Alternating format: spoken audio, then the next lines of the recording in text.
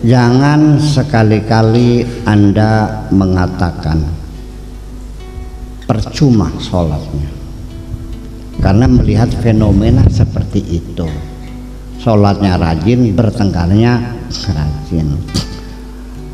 Habis pulang dari cangkingan, mandi junub, lalu bertobat, besoknya kecangkingan lagi. Sholatnya rajin, ngelacurnya rajin, sholatnya rajin, ngerentennya rajin, ya kan gitu. Sekalipun demikian, jangan pernah mengatakan sholat percuma. Sholat tidak pernah percuma. Kalau Anda tidak sholat karena malas, itu Anda melakukan kemaksiatan. Tetapi ketika Anda mengatakan percuma sholat, itu hukumnya riddah, kemurtadan. Dibedakan. Ya, yang salah paham, awas hati-hati ngomongnya. Oh, percuma sholatnya. Iya. Kalau percuma sholat kan Anda berarti meyakini tidak ada gunanya sholat kan, itu murtadan. Tapi kalau malas sholat, sekalipun kamu tidak sholat tapi karena malas, ya tetap dosa namanya. Itu bedanya. Karena bagaimanapun juga beberapa janji-janji Allah dalam Al-Quran tentang sholat, antara lain inna sholata tanha anil fahsya'i wal munkar.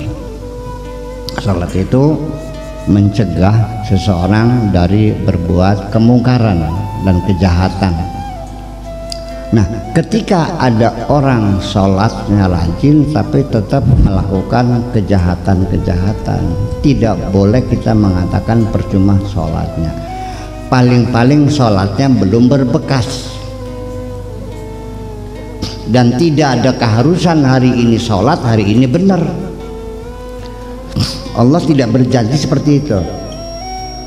Yang Allah janjikan adalah nantinya itu diungkapkan dalam bentuk jumlah fi'liyah, yaitu fi'il mudhari. Tanha itu artinya sesuatu yang bakal terjadi. Kalau sudah namanya fi'il mati, paham nggak?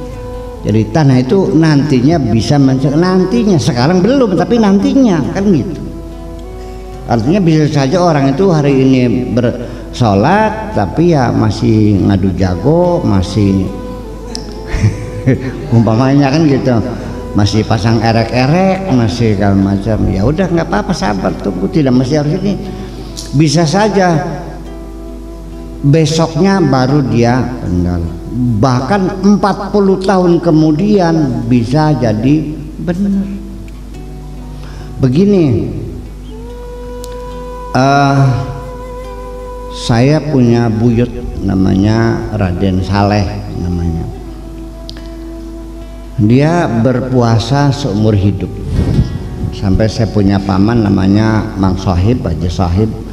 Itu sejak umur 15 tahun sampai umur 80 tahun puasa daim. Sampai akhir meninggal dunia dia puasa. Nah, ini Raden Saleh ini ditanya oleh menantunya namanya Kiai Abdul Ghafur. Menantu sudah umur 40 baru dikawinkan menantu. Kiai Abdul Ghafur ulama besar juga. Melihat mak mertua ini puasa aja, akhirnya dia nanya, Pak, apa masih kurang kaya lagi ta? Sawah 200-an hektar masih puasa aja tuh. Akhirnya dijawab, aku puasa ini bukan minta kaya, aku puasa ini untuk mendoakan anak cucuku supaya jadi orang-orang yang soleh. Nah itu.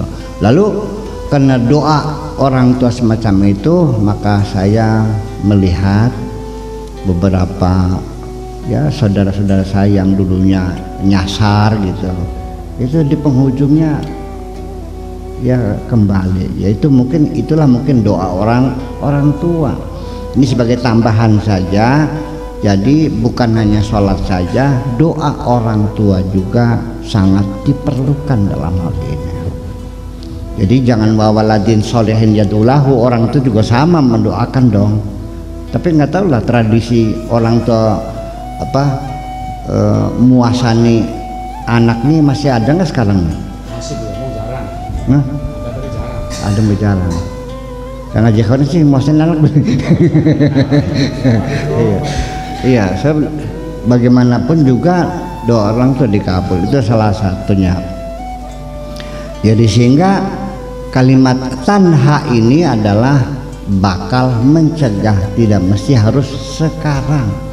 Kapan, entah kapan, bisa besok, bisa tahun lagi, bisa 10 tahun lagi. Tetapi ada fenomena yang saya catat menjadi kita. Ya, saya banyak punya saudara saya di Indramayu yang kerjanya di Jakarta. Ya, roknya cingkrang, rambutnya abang, kelambine beli nganggo.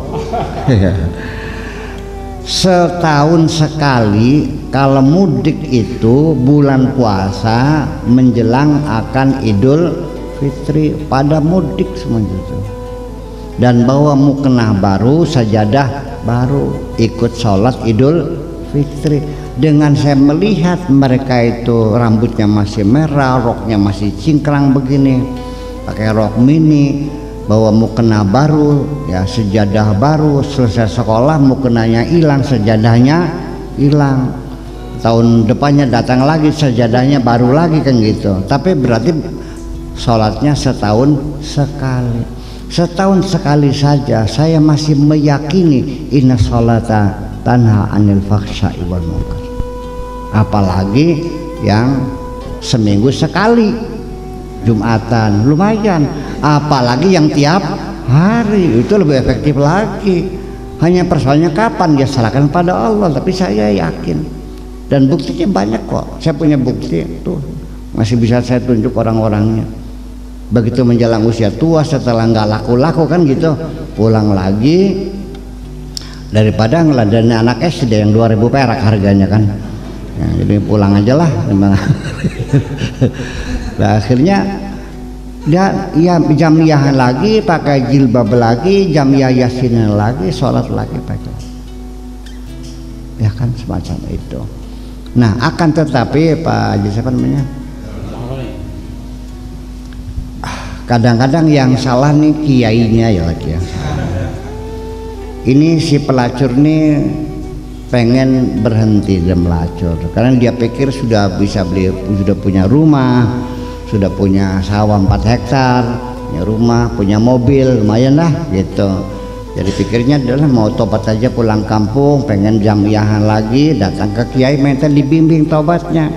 Akhirnya ditanya, kamu salahnya apa tobat tuh? Bilang kan saya nih ngelacur di Jakarta kan gitu. Oh gitu, berapa lama? 4 tahun Pak Kiai. Apa hasilnya? Ya bisa beli rumah, beli sawah, beli mobil. Kata Pak Kiainya, kalau tobat mau pengen diterima, buang semua uang haram itu. Kalau tidak nggak bakal diterima. Melongo aja. Wah, ya melarat manding. Ayo priben, ya usah beli dadi si bisidah tobat. Nah ini kan terjadi, itu namanya ada taktik, ada strategi. Jadi tolong Kang Im ya, barangkali ada orang bertobat, sudah jangan nanya dari mana rezekinya, sudah cepat bimbing dia, suruh mandi tobat, kemudian bimbinglah dia sholat tobat 2 rakaat saja cukup, katakan semua dosamu sudah diampuni Allah SWT. Nanti kalau sudah bertobat dengan sendirinya akan ada peningkatan kualitas hidup dong. Gimana lagi? Dijalankah? Dan ini bukan cerita, ini terjadi begitu tuh. Ya seperti itu. Akhirnya nggak jadi tobatnya kan? Ya sudah, bila jadi tobatnya nanti juga dengan kedermawanan dia menyantuni anak yatim, ya kan begitu. Kemudian nyumbang masjid. Ya ternyata nyumbang masjid ditolak, dilemparkan uangnya ke mukanya, beli doyan, beli najis makanan. Ya kan nangis pelacurnya. Nah itu persoalannya. Jadi yang menyebabkan mereka tidak bertobat kadang-kadang sikap kitanya yang kasar seperti ini.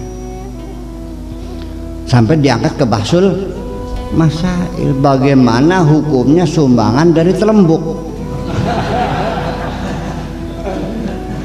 Tahu jawabannya? Ada yang bilang haram, ada yang bilang makruh, ada yang bilang subhat. Bayangkan kalau yang subhat alasnya gini, kita kan ada jaringan sedekah jariah di jalan, itu kan yang hasil sedekah kan belum tentu orang Islam semuanya, belum tentu rezeki halal semuanya kan, ya sama, anggap aja tidak tahu, berarti ya subhat lagi tuh. Perempuan tuh ngasih uang juga kita nggak tahu, uang dapat warisan, uang dapat apa kita nggak tahu. Itu ya udahlah. Tapi pada giliran saya yang menjawab, saya bilang saya mah tidak bisa mengatakan jawaban yang seperti itu. Cuman ya tidak benar kalau ada seorang perempuan yang nyumbang masjid lalu dilemparkan, itu kan jahat namanya. Yang dia datang dengan hati yang baik ingin nyumbang, urusannya apa?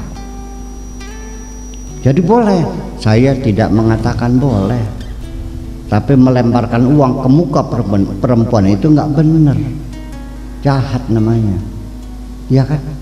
Wala tuzakku anfusakum, jangan pernah merasa dirimu suci, belum tentu mana yang banyak dosanya, kamu sebagai kiai atau itu sebagai pelacur, saya nggak tahu, Allah yang tahu, percaya nggak? Lah ya,